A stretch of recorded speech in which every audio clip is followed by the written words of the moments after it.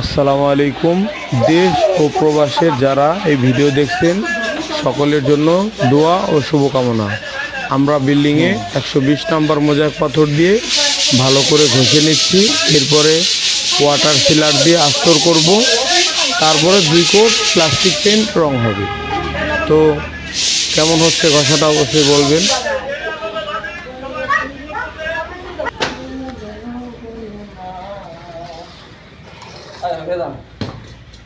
শালা আমি তো মাছ ছিল, একটু ঘষা দাও, ঘষা দাও, যারা দাও একটু ঘষা দাও।